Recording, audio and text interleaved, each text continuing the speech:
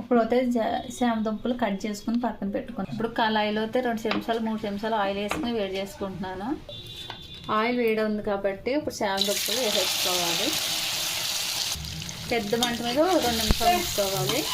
ఇప్పుడు ఒకసారి ఇలా కలుపుకోవాలి.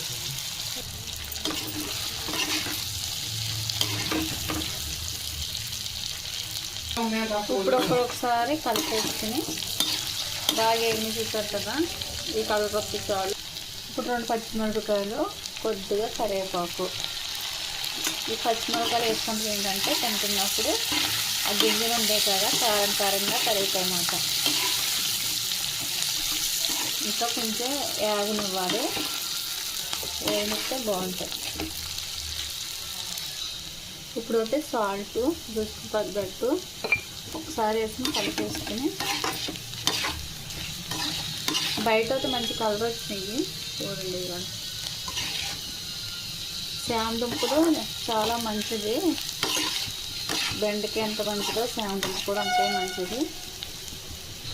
మొత్తానికి అయితే వేసుకుని కాబట్టి లాస్ట్ని కారం వేసుకుని గ్యాస్ అయితే ఆఫ్ చేసుకుంటున్నాను. ఇవాళ శామ దుంపలు ఫ్రై అండి. బాగా చిన్న వీడియో చూసారు కదా ఎంత బాగా వచ్చిందో, మీరు కూడా ట్రై చేయండి.